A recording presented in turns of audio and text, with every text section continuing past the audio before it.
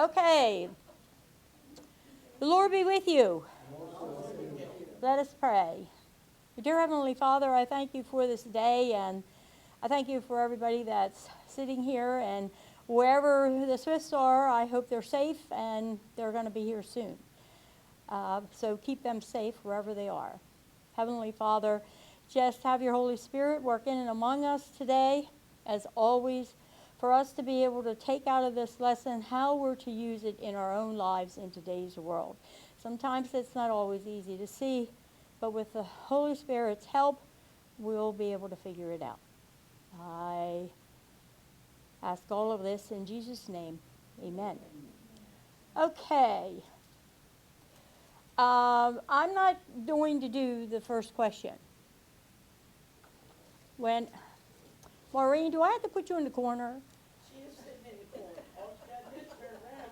I mean this corner, up here, next to me. Oh, please, no. Just like in school. Hey, I was born to be a school teacher.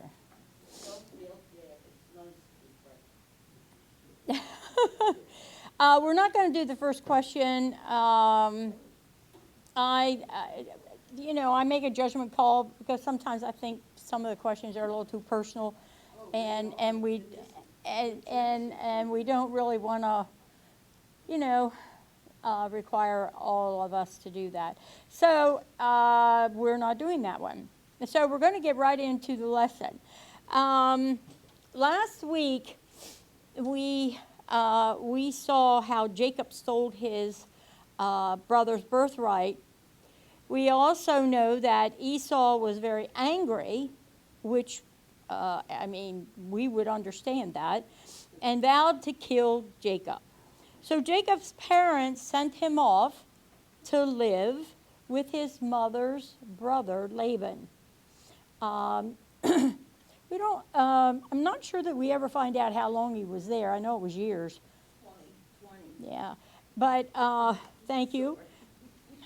But anyway, so our lesson today opens up with Jacob heading off to his uncle's, but he had an unexpected meeting with God on the way.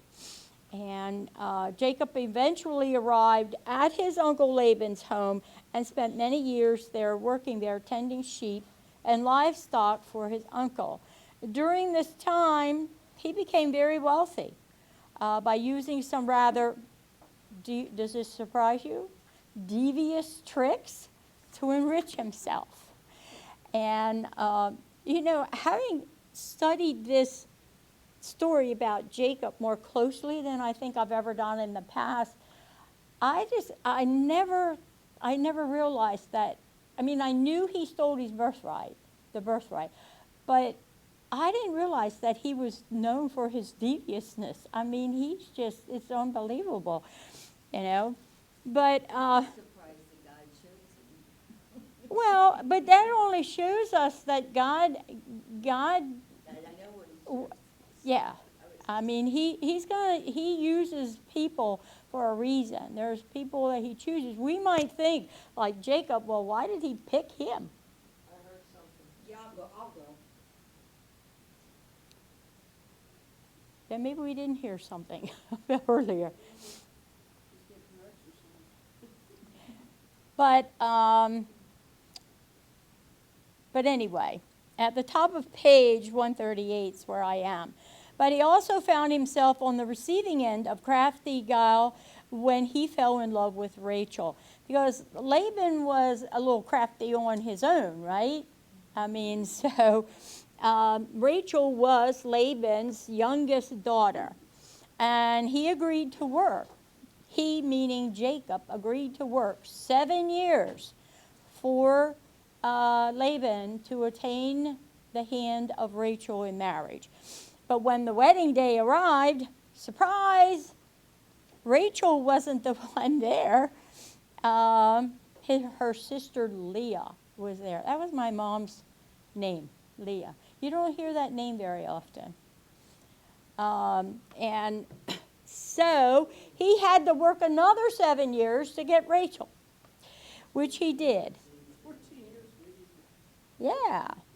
Tensions and distrust also began to breed within Jacob's family. He demonstrated love toward Rachel while making poor Leah feel unloved and unwanted. So God consoled her with many children, while Rachel remained barren. Needless to say, this created further tension and resentment within the home. Jacob bore the brunt of the bitterness and heartache of 2 wives and several concubines for good measure. After many years, when Jacob was nearly 100 years old, he found himself forced to leave his uncle's household. Family friction and suspicion had increased to the point where the 2 men could no longer live together. So Jacob headed back toward Bethel, where he had met God many years before. Unfortunately, his brother Esau learned of his arrival and rode out to meet him with 400 men in his company. Jacob finds himself caught between 2 men whom he had swindled, and in desperation he finally called on the name of the Lord. So we'll start reading. The first chapter is 28, and we're starting on verse 10. Jacob left Beersheba and set out for Haran. When he reached a certain place, he stopped for the night because the sun had set. Taking one of the stones there, he put it under his head and lay down to sleep. He had a dream in which he saw a stairway resting on the earth with its top reaching to heaven, and the angels of God were ascending and descending on it. There above it stood the Lord, and he said, I am the Lord, the God of your father Abraham and the God of Isaac. I will give you and your descendants the land on which you are lying. Your descendants will be like the dust of the earth, and you will spread out to the west and to the east, to the north and to the south. All peoples on earth will be blessed through you and your offspring. I am with you and will watch over you wherever you go, and I will bring you back to this land. I will not leave you until I have done what I have promised you. So, in your book, it has ladder, but they feel it wasn't a ladder; it was a stairway. And in the dream, it actually, as your book says, it offers a graphic portrayal of Lord's personal involvement in the affairs of the earth, and here especially as they related to the divine covenant promises in Jacob's life. So he is reaffirming with Jacob the promise that was made to Abraham and Isaac. And he's going to, in different words, but it means the same. Descendants, I like descendants, no. Well, he will give you, but your descendants will be like the dust of the earth. In other words, there's going to be a lot. And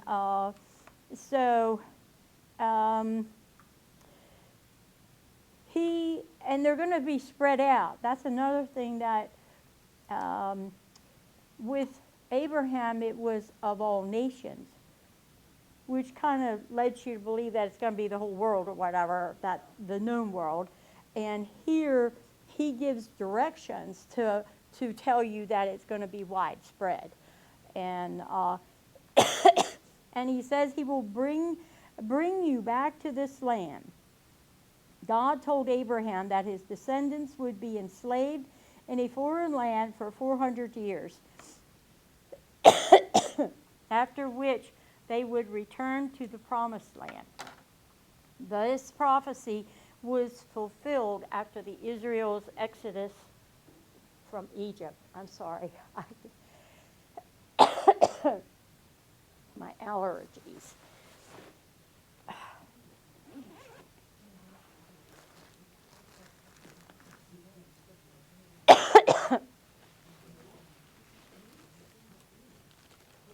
What are you looking for? It said after many years, Jacob was nearly 100 years old and found he was forced to leave his uncle's household. I circled that when I was studying, but I didn't see that scripture, that he was 100. It's back where we didn't have to leave, because it tells all about, how he tricked Okay. with the goat being spotted, right? Yeah. Wait, wasn't that devious? Mm-hmm. And how he let him mate with the tree that, when he Yeah, just I was read- I did stripped read in that. front of the water troughs. I forget where it is, but he took a path on human life at 120 years. Oh, really? I didn't see that. It's too long, 120 years. That's interesting, right?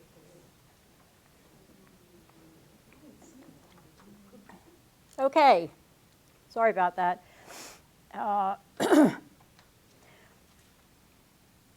So, that's, well, he also affirms to Jacob that he's always going to be there. He's always going to be there for him. But I think Jacob forgets that. When I will, I'm going to back up a little bit. I will bring you back from to this land. That's the promised land where he's laying. That's the promised land. I will not leave you until I have done what I have promised you.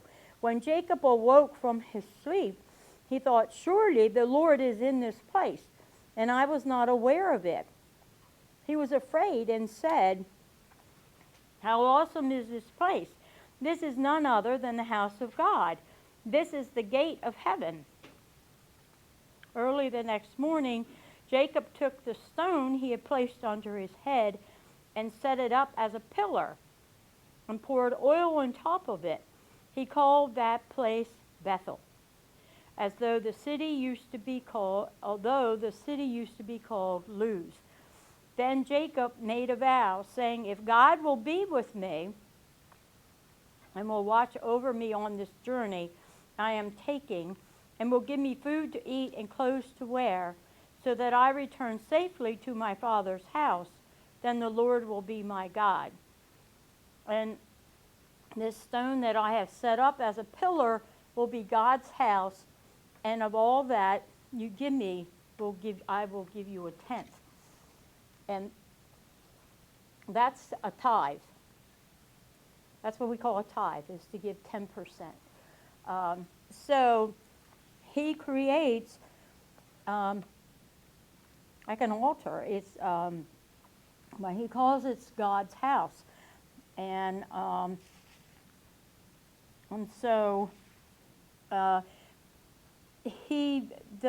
fact that he anointed the stone was a offering.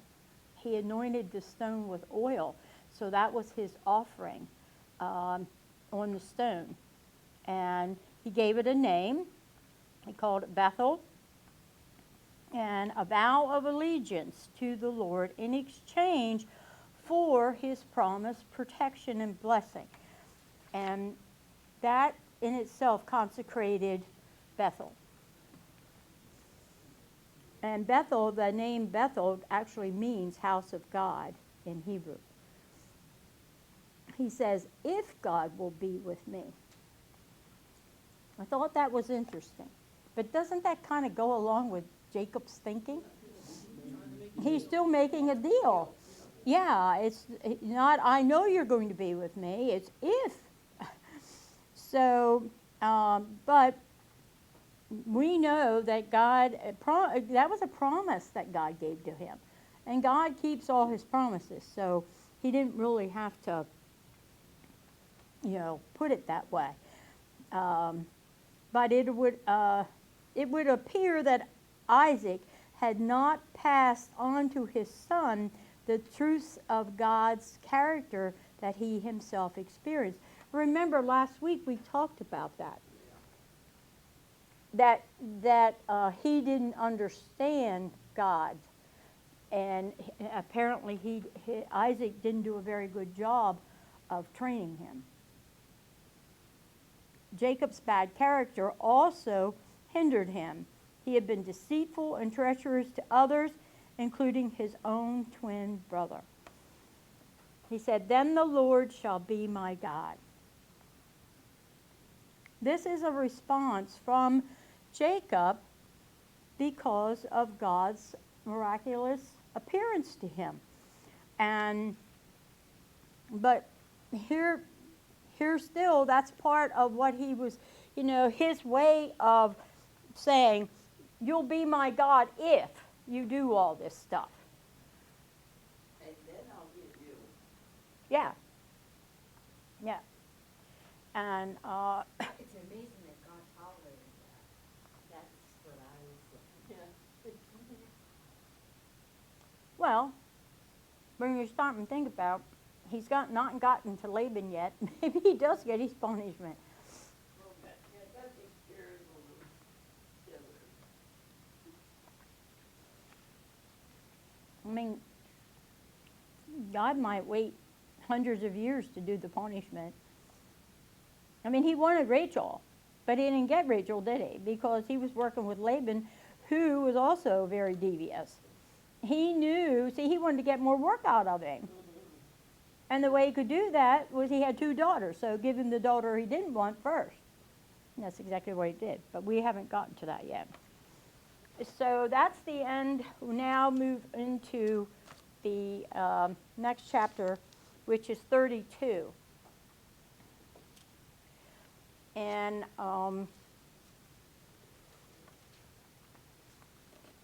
this was kind of it seemed like it was going to be a long reading, but when I started reading it, it went pretty fast. So, starting in 1. Jacob also went on his way, and the angels of God met him. When Jacob saw them, he said, "This is the camp of God." So he named that place Manahem. Is that close enough, Debbie? Yeah. Debbie's the one who can pronounce all of this. Jacob sent messengers ahead of him to his brother Esau in the land of Seir, the country of Edom. He instructed them, "This is what you are to say to my master Esau. Your servant Jacob says, I have been staying with Laban and have remained there till now. I have cattle and donkeys, sheep and goats, men servants, maid servants. Now I am sending this message to my Lord that I may find favor in his eyes." Don't you find that an interesting turnaround? I mean, now he's trying to, yeah. But he's got great fear and good reason. Well, he does. I mean, come on. He knows he's coming with 400 men. And he figures if he's bringing an army with him, what? He's going to want to do damage, right? Well, he's going to kill everything that Jacob has worked for, because he can kill all of his wives. That's why he divided everybody, Mm-hmm. to save them. Yeah, he was definitely afraid. Oh, yeah, he was afraid. It was what you go between a rock and a hard place, head on a rock. Not afraid. Well, Nailed it. well, it says in Yeah. I haven't read it yet, but it's in verse 7. It says, "In great fear and distress." But if we continue reading, Jacob, when the messengers returned to Jacob, they said, "We went to your brother Esau, and now he is coming to meet you, and 400 men are with him." In great fear and distress, Jacob divided the people who were with him into 2 groups, and the flocks and herds and camels as well. He thought, if Esau comes and attacks one group, the group that is left may escape. So here he's facing down his brother. And like Nancy said, he's decided, he's going to divide the group up. And so probably each group had a wife in it. And so they're split up, and he figures, well, if one gets killed, the other one, the other group will still be okay. And so he, here's the man, he cheated his brother out of his birthright, and then he cheated his father-in-law. Now, his father-in-law didn't exactly treat him very nice either, but he cheated him, and because of it, he didn't, I don't think that he really learned a whole lot. And it says, over the years he had begun to learn some lessons of godliness. Now Jacob learned that his brother Esau was coming to meet him with 400 men. He was stricken with fear that Esau intended to kill him for his birthright treachery.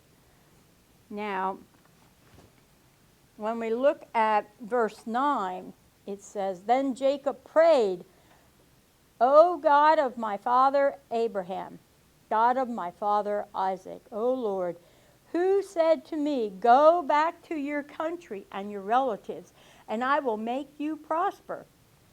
I am unworthy of all the kindness and faithfulness you have shown your servant. I had only my staff when I crossed this Jordan, but now I have become two groups.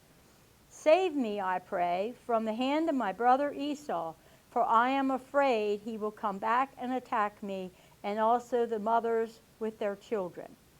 But you have said, I will surely make you prosper and make your descendants like the sand of the sea, which cannot be counted. So he's praying to God, but he's also reminding him, isn't he, of his promise. Like God would forget. But, so, deliver me. And he really, I think, when you think about Jacob and his mindset, how he thought it was okay for him to steal the birthright and all of that, his being such a devious mind that he naturally would think that Esau would be coming to kill him. He wouldn't think that in time Esau had changed. Not at all. That wasn't part of his makeup. He wouldn't ever see that. Now, but we know, because we've read the end of the story, we know that that happens. But in his mind, he's not going to come up with that. He's not going to see that until later. And so he's concerned, about the mother and the mothers and their children. And so I do have a question. Liam is his uncle also, right? Laban, Laban. Labam.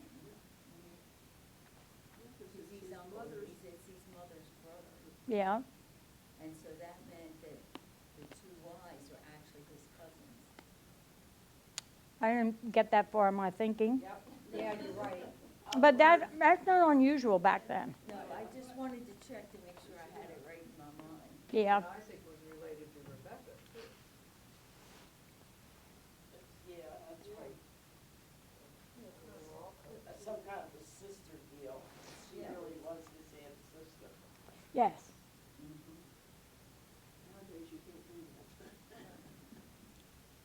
No. So at the bottom of page 141, it says, Jacob would never overcome this side effect to his own craftiness. He's worried about his family, so he splits them up because in his mind, he's lived his whole life with deceit and treachery, so that he can't possibly believe that he wouldn't be, that Esau would be there to forgive him. Because basically that's what he's doing. Back just a little bit ago, when Rebecca sent him off, he said, when your brother gets over this, Is that in part we didn't read? Yeah, I read that too. it's in 27, I think. Stay with Laban for a while until your brother's fury subsides. when your Uh-huh. brother is no longer angry with you and forgets what you did to him, I'll send word for you to come back from there. But she never sent word, so of course he would think Well, yeah, he's still upset with him. yeah. But she had died. Yeah, Oh. yeah. But you know, Esau wasn't a mean person anyway. No. I mean, that wasn't his makeup. Mm-mm. No, but you can understand why he would be upset. Oh, yeah, yeah. And then with Jacob, the way his mind works, I mean, sure, he would be afraid. He would think that, oh, he's going to get me now. Well, he And, didn't trust too many people because he tricked them. well, he tricked everybody. He had a little laundry list going of who, what, you know. Yeah, Still, when they- I'm confused though about how he tricked his uncle.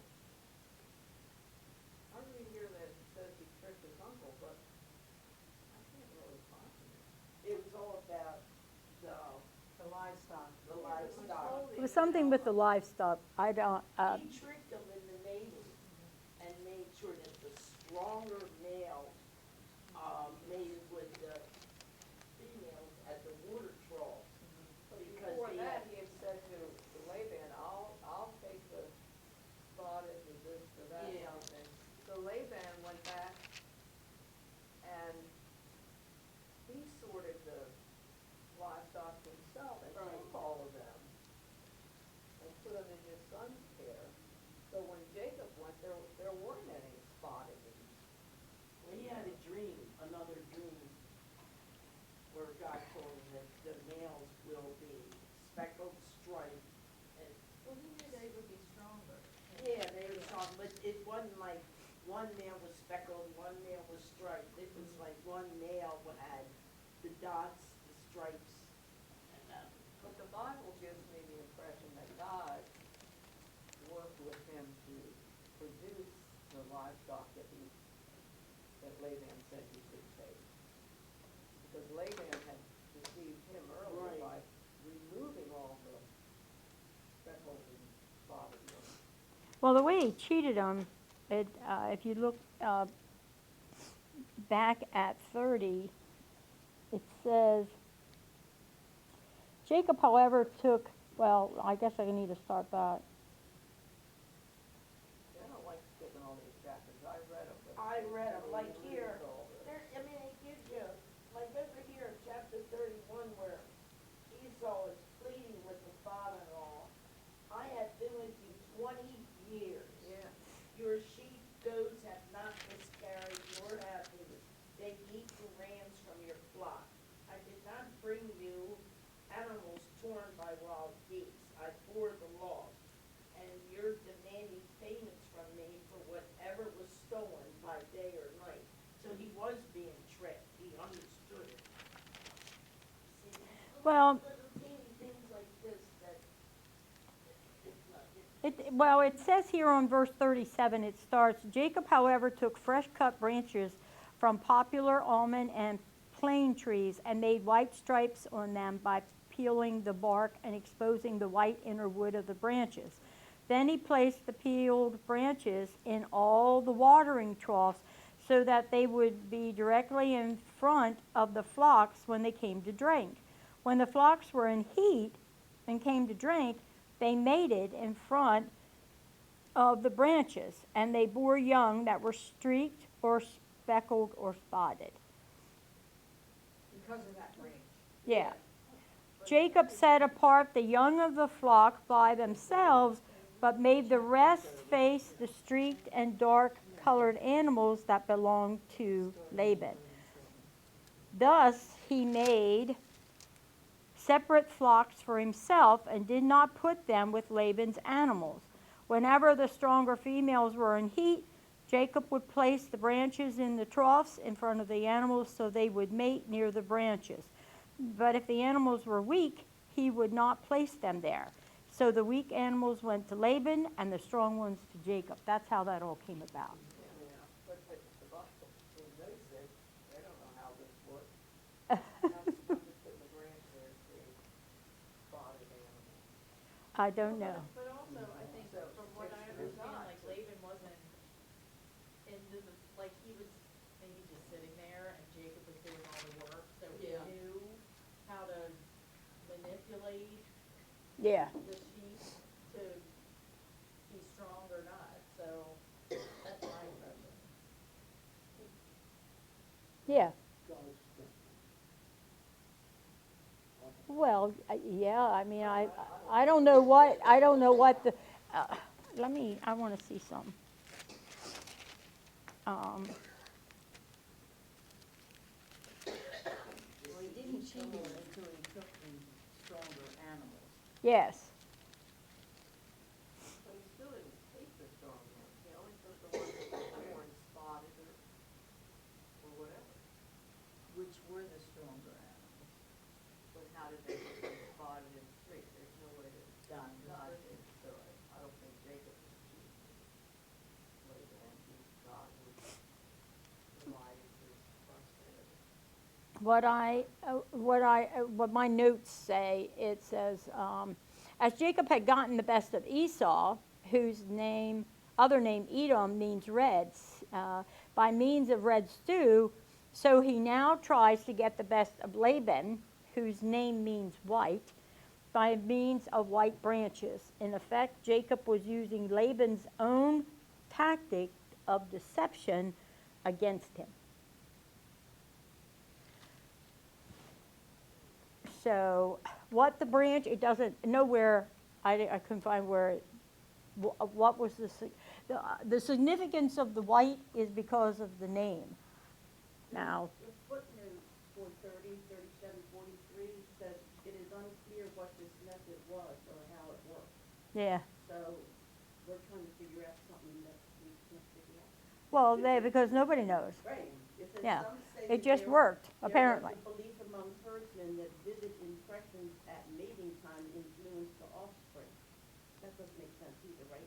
Most likely the selective breeding and God's promise of provision were the main reasons that Jacob's flock increased. It was God's promise, so they did. So I don't think Jacob cheated.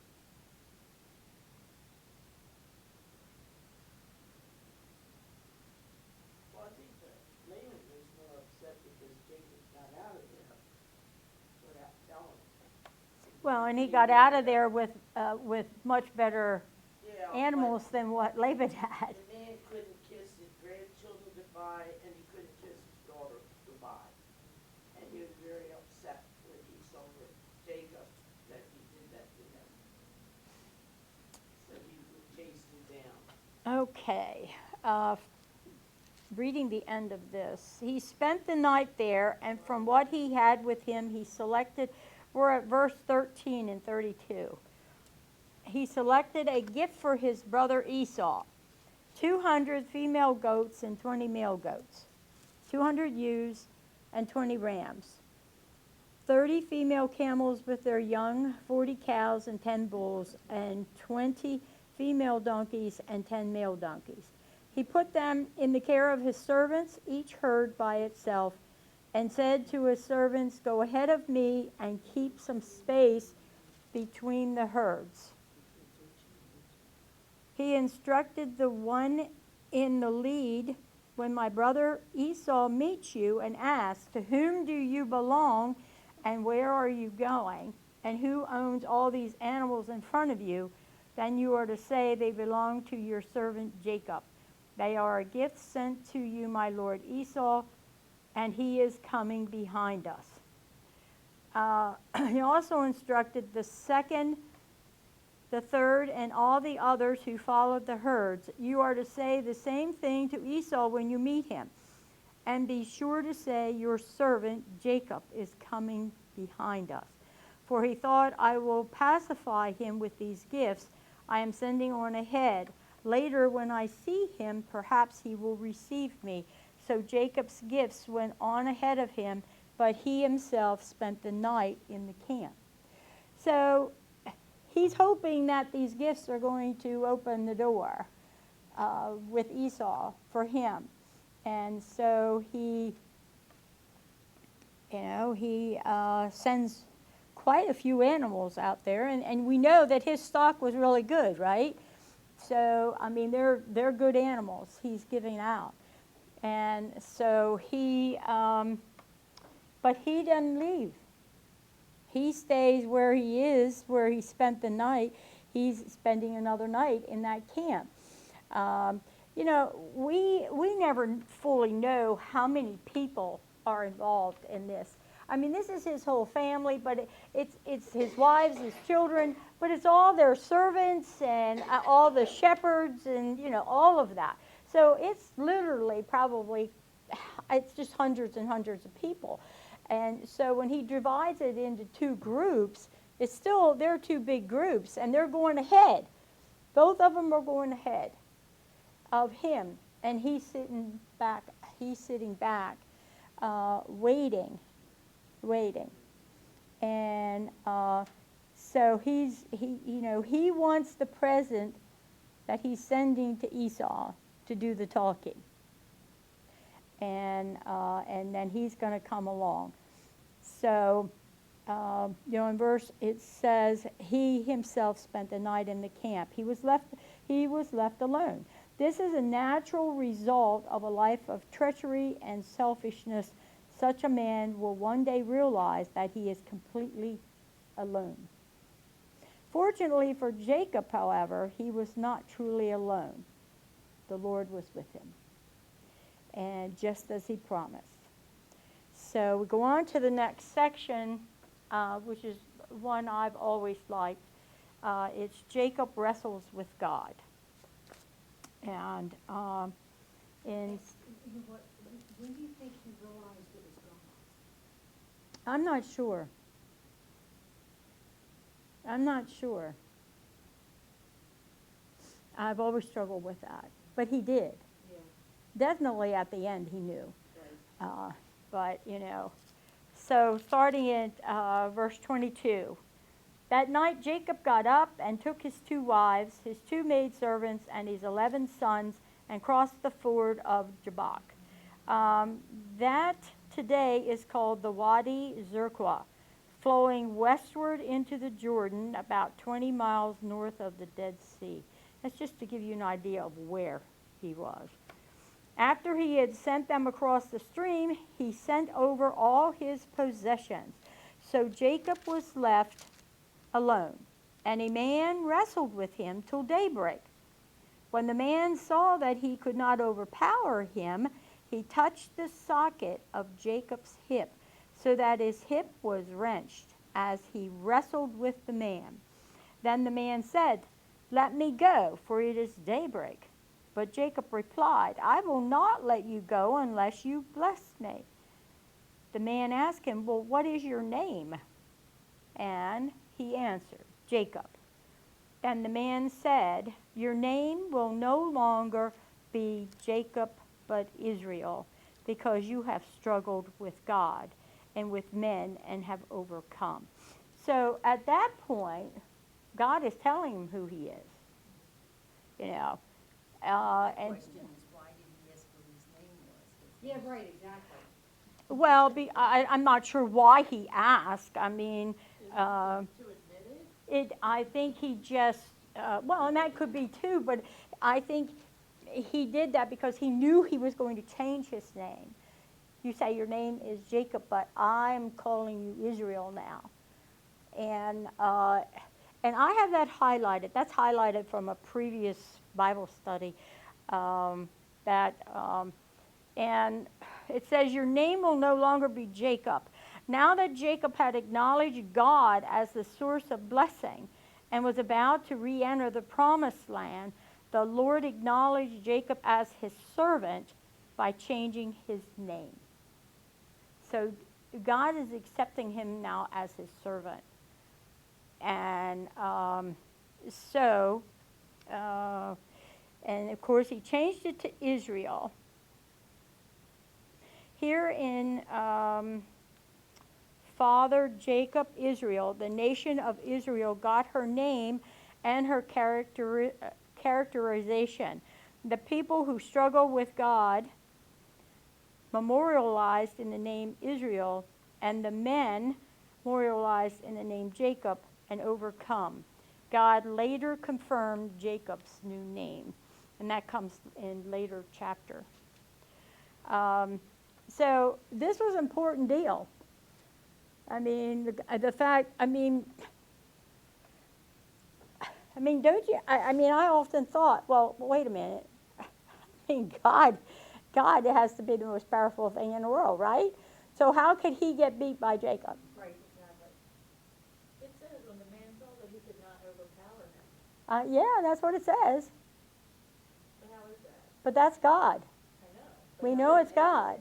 What he did, he just wanted the struggle to be long and hard, and he wore Jacob out, because he fought all night. Night long. Yeah. Well, and we'll discuss about the hip later in the questions, but he didn't let Jacob get away unscathed. He touched his hip socket, and so he always walked with a limp after that. I mean, but he won. I mean, more or less. But God won too, because what did he get out of it? How did Jacob change? Well, we have answers already in our question. He started to believe in him. Yeah. Well, and God, like the note said, the Lord acknowledged Jacob as his servant by changing his name. So something changed in Jacob. He said, I will not let you go unless you bless me. So he knew, he had an inkling, I think, but God then tells him who he is. He says he struggled with God and with men. You have struggled with God and men. And so he let him know.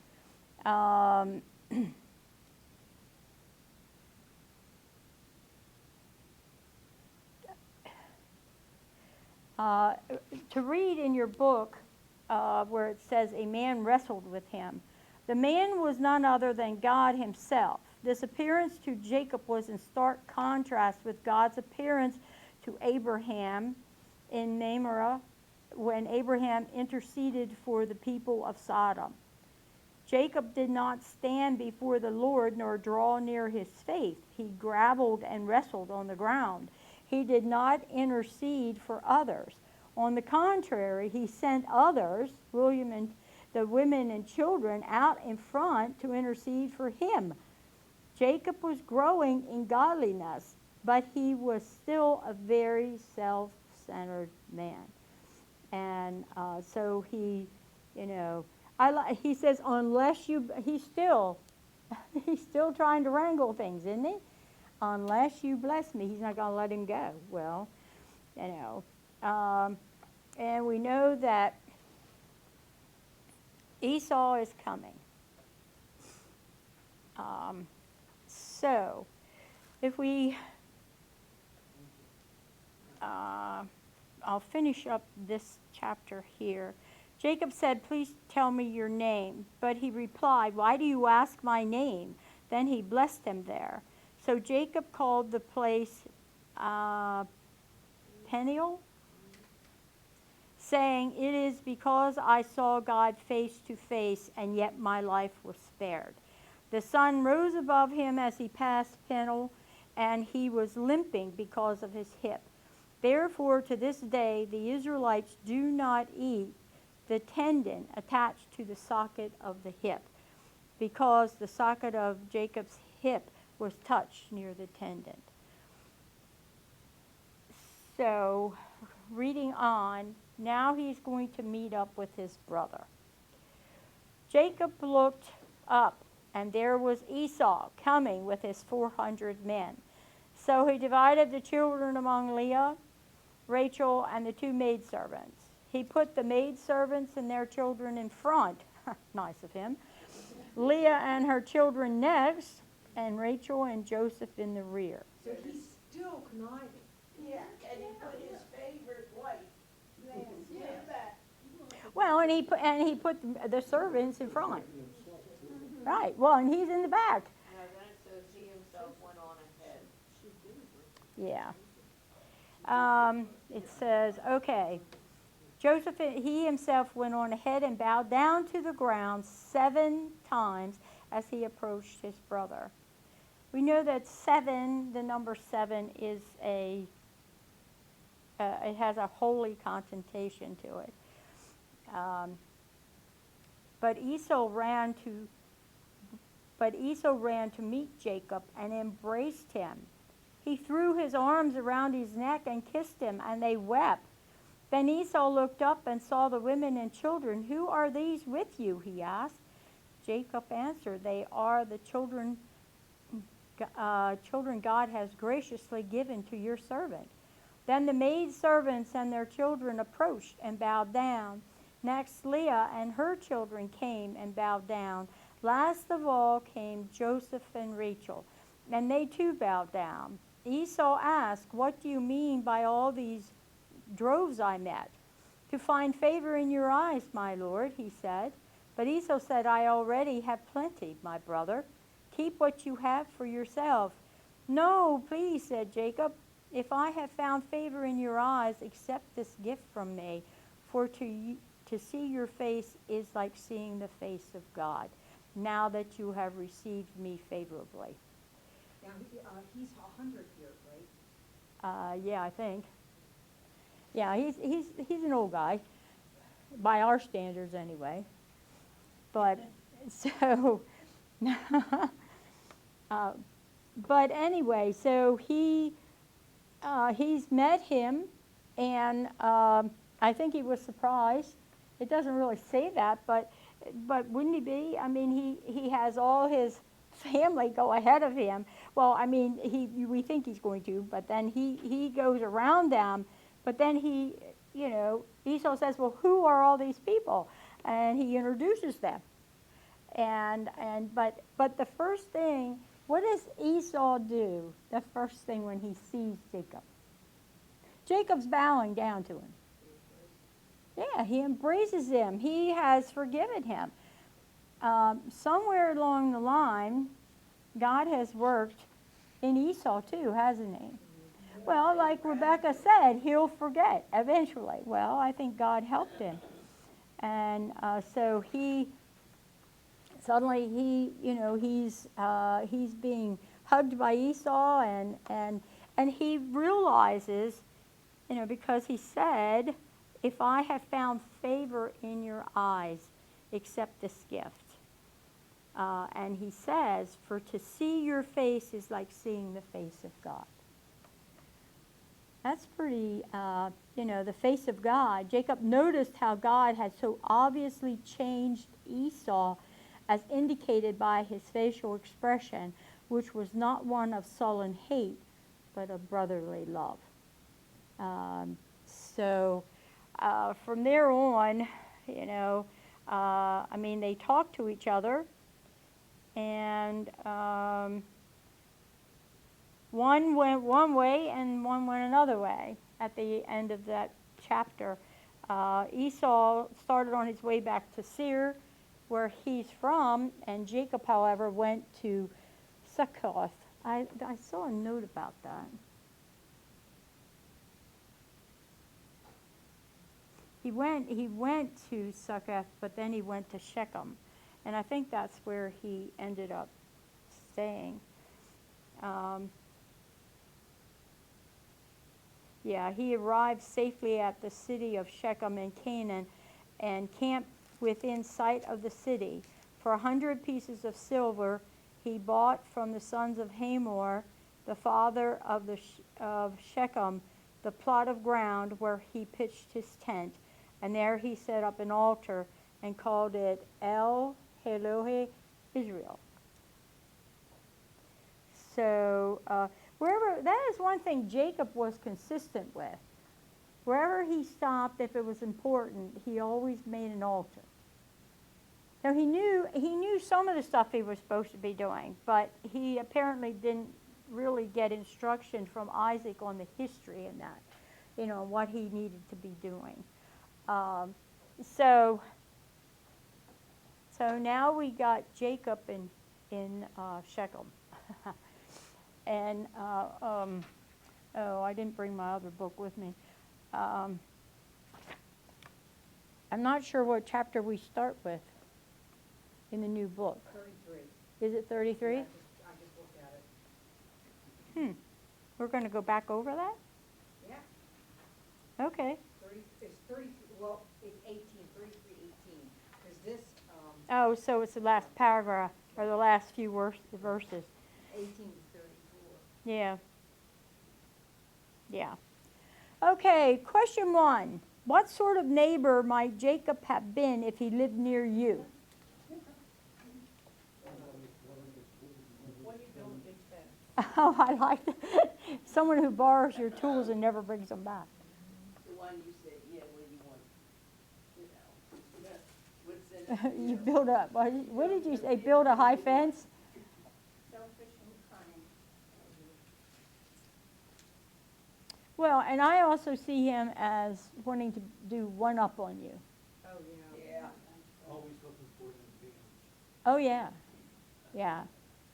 Yeah, I just wrote one, if they offer to help you, they have a motive behind it. Yeah, yeah.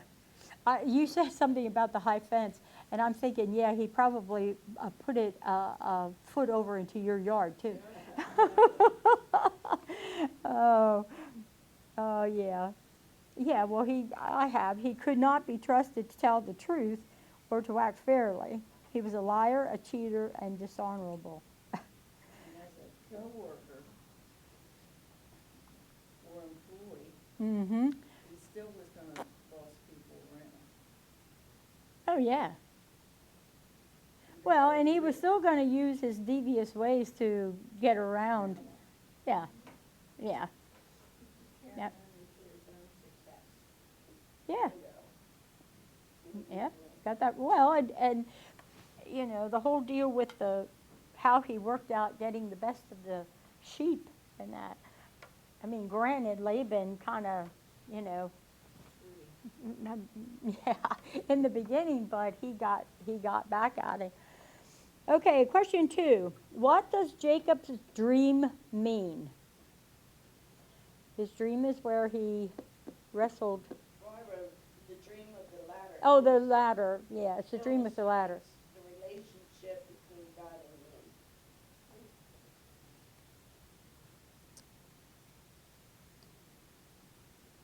That's good. Also, in John chapter 2:50, Jesus explains that he is the ladder to Nathanael when he saw him under the tree. And he said, you will see heaven open and the angels of God descending and descending on the Son of Man. The Son of Man is the bridge between heaven and earth. Mm-hmm. Well, he is, too. And then God was gonna watch over him, Mm-hmm. and he wasn't gonna use him. Right. That's right. Or the angels are looking out for us, they're always coming Up and down. up Yeah. I did a Bible study one time on angels. Oh, I would love to do that. I'll have to look. I don't throw much away. Yeah, we did it in a small group. That was interesting. You know, to me, I mean, they're messengers from God, but I truly believe that we each have a guardian angel. I've had at least 2, maybe 3 instances in my life where I should have been seriously injured. And because of a fluky thing, it didn't happen. I had a piece of car bumper coming straight at me on 695. I'm doing 60 plus miles an hour. It came off of a car accident, and the car in front of me, it came out from underneath. It was coming straight for my windshield. I had nowhere to go. Nowhere to go because the accident's over here, and I'm in the far right lane, but I can't move over. I can't go this way because it's commuter time. And somehow or another, it dropped down in front of my car and came up underneath my car. And And I got off, I was at Reisterstown Road, which was my exit, so I get off the road, going to work. Don't have a flat tire, no nothing. My car's still functioning. Go over, park my car in the parking lot. Go in, I'm sitting at my desk. My son, who worked there also, he comes running in my office. Mom, are you okay? I looked at him and I said, yeah, I'm okay. Why? He said, have you looked at your car? And I said, what do you mean, look at my car? Well, I had to go out. I had to go out and see. The right side of my car, why I didn't get a flat tire doing 60 miles an hour, I don't know. I just consider my guardian angel was sitting next to me because it ripped the metal that goes over your wheel, it ripped it. It was shredded, and my tire was not flat. I have a story like that too. Literally by the grace of God, I'm here because it was a Sunday night. We were coming back from a concert in Columbia at Meriwether Coast, and we were on 95, a friend and I, and I guess it was about 10:30, 11 o'clock, and out of nowhere, this car comes up on top of me, behind me, and he had temporary tag on and slammed into the back of my car, on 95, we're doing like 70, and he hit the left, bumper, and literally came with inches of hitting my wheel, and he hit my wheel, I wouldn't have been here, the tire. Yeah. And he was able to get control of his car, swerving, and of course, 95, there's construction, so there's big things on the guards on the side. Mm-hmm. And he drove in between them and me and got his car straight. As soon as he could get control of his car, he took off like that at a boat. No way. We were like, I mean, it was all I could do to keep my car on the road, and got off on shoulder. But it was a miracle, absolute miracle. Mhm. Because if he hit my tire, we would have shot up. And it was just, it was a miracle. And he's gone. Well, there are miracles. So I think he was either drinking, or Maybe he was coming from where you were and had been drinking all night. right, exactly. You know? But yeah, that was, you know what, somebody was looking out for And me. he sure didn't care about you, and he knows he didn't. Oh, yeah, well, yeah. Wow, he could have had multiple DUIs too. We didn't Yeah, know. yeah. But it took forever for us to get help, because we were in that dead zone on 95. Calls lined up from 1-1, and of course, we didn't know they were near there. So it took forever to get a state trooper to help us. Wow. Okay, question 3. Why did Jacob try to bargain with God after his dream? Remember,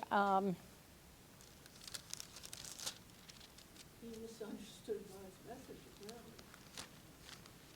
God was in one place, but God's everywhere. But apparently he hadn't gotten the message. His faith wasn't fully formed. Yeah. yeah. He was still self-centered. Right, but he didn't understand God or his will or how God wanted things done. Yeah. Yeah, that's pretty much what I had. I said he was still struggling in his faith to believe that God would always be there for him and keep his promise. What does this show about his character? I think that he thought he could do with God what he does with everybody else. Mm-hmm. They just connive and bargain and wheel and deal. Yeah. And what does it show about his understanding of God? I think He's still into it. Yeah. His understanding is infantile. Yeah. I wrote that this was his first encounter with God. And it amazed him that he received two messages, a vision message, because he'd Yep. His other message is the message that God has proclaimed to him. And I feel that this was an awful lot for him to accept, because his personality, he has to be in control, whereas God, with God in control, and explain to him, this is what's going to happen. Mm-hmm. But that was his first real vision with God. So that's probably what He wasn't willing to give up the control. exactly. Right. Well, too, I mean, in all fairness to Jacob, he probably didn't get the right instruction From his father. from his father. I mean, we touched base on that some chapters back. That, you know, apparently Isaac did not instruct his sons with, you know, all the rules and, And I wrote that he also didn't realize that God was everywhere. yeah. Whereas he just, God's in this spot, this is the gate of heaven. Mm-hmm. But he didn't take it that God is everywhere. Yeah. Very good. This shows us how important our role as parents are. Yes. Yeah, like you said, they were very dysfunctional family. I think Esau probably knew more than what Jacob did. If Isaac took the time to teach anyone, Esau was his favorite. He might have given Esau Well, more and history yeah, of what. Right. and Rebecca. Jacob did not have a personal relationship, and this is his first time. Yeah. He would have saved both of Well, that we talked about that. Yeah, That 'cause he wouldn't have done that if he would have truly understood what it was. It was connected to the covenant. Yeah. neither son understood. No. Their training was lacking. Question 4: What would you have done if you had been in Jacob's place, anticipating that Esau was on his way to kill you? Well, that's what he thought. He was on his way to kill him. So what would he have thought? I would have taken everything to try to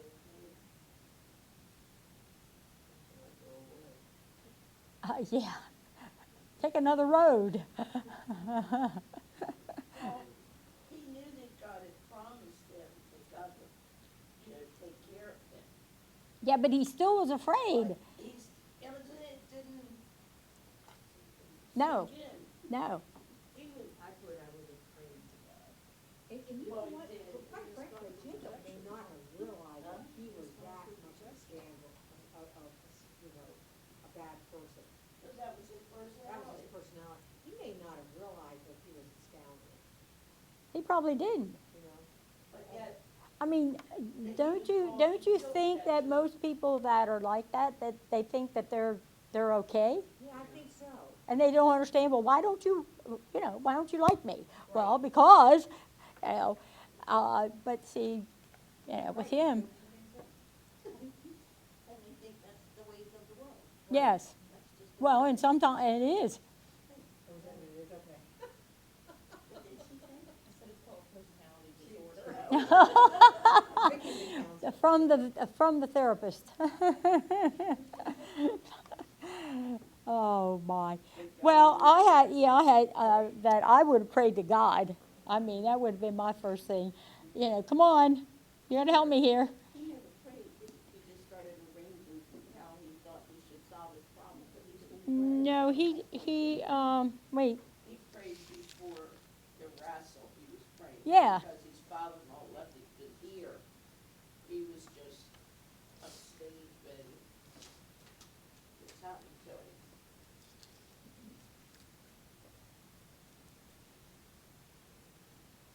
he prays in chapter 32. He starts, then Jacob prayed, O God of my father Abraham, when he found out that Esau was on his way with 400 men. He was in great distress. He did pray. He prayed then. That's important to do that. Yeah. So, Okay, going on to the next set of questions. I just highlighted a few things in the paragraphs of the right before them, and when we insist on taking matters into our own hands, we cheat ourselves of God's full blessing. And Jacob was a man of God, and he was the man who became known as Israel. He was blessed of God, yet he robbed himself of many more blessings that could have been his. The next section, God still uses us despite our failures and weaknesses. And we certainly see that here with Jacob. The Lord looked on the heart of Jacob and found a man who ultimately longed for his blessing and intimacy. And then the last section, parents must teach their children about God's character. Jacob's early responses to God seem to suggest that he had little knowledge of God's character. His verbal response seemed to be closer to a business deal than to worship and praise. Question 5. Why did Jacob wrestle with God?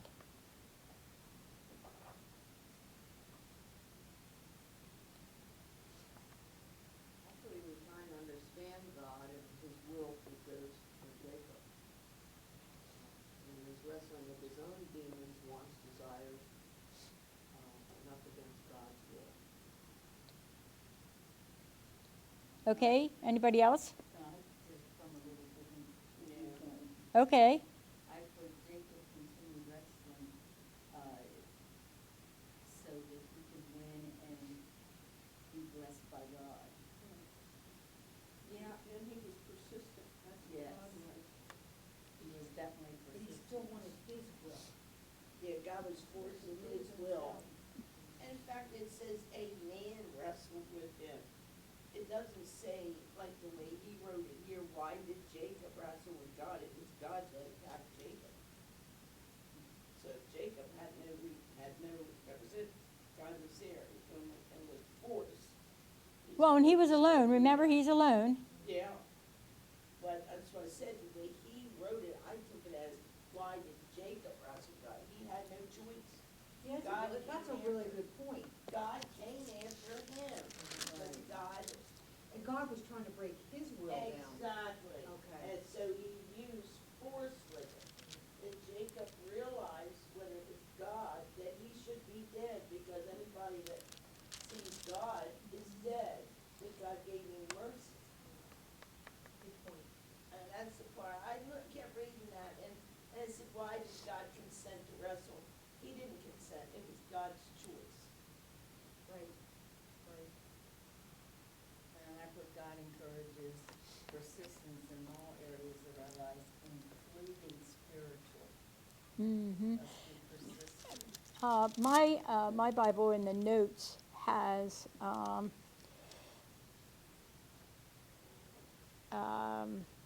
God himself in a form of an angel wrestled. Okay, God wrestled with Jacob. The author delighted in wordplay. Jacob had struggled all his life to prevail, first with Esau, then with Laban. Now, as he was about to re-enter Canaan, he was known that it was with God that he must wrestle. It was God who held his destiny in his hands. Yeah, you have to learn to be humble when God is in control. Yeah, but God let him win. Come on. Oh, yeah, he could You have know, stopped it at any time. he was allowing Jacob to be successful in overpowering him.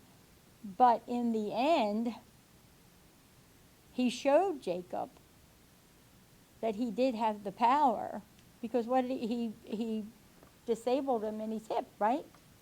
And it stayed with him. It wasn't like, oh, this is okay, it's going to go away. He carried that for the rest of his life. He limped. Okay, 6. What might have happened if Jacob had not wrestled with God? I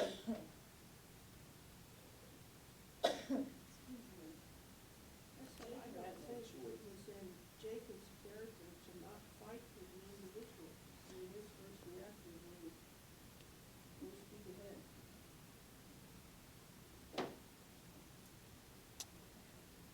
Well, how would, okay, we determined, or we decided that through the wrestling, that Jacob came about to a better understanding of God, right?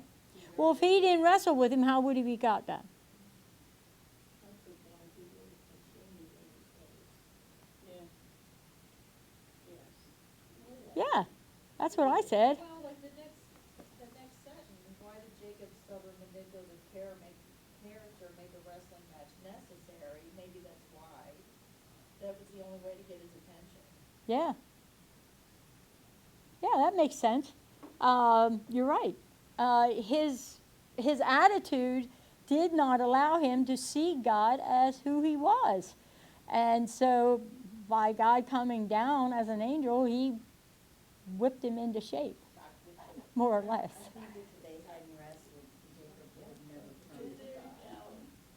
Maybe not. No, maybe not at that time. It might have happened later. I mean, because God isn't going to give up on Jacob. I know. I mean, that's why he did what he did. He's trying to get his attention and say, okay, you know, okay. 7. Why do you think God gave Jacob a limp during the wrestling match? Yeah, well, yeah. You think you won, but guess what, Jacob? You're going to remember this. Yeah. In what ways did Jacob limp serve as a constant reminder of his weakness and of his need to depend on God?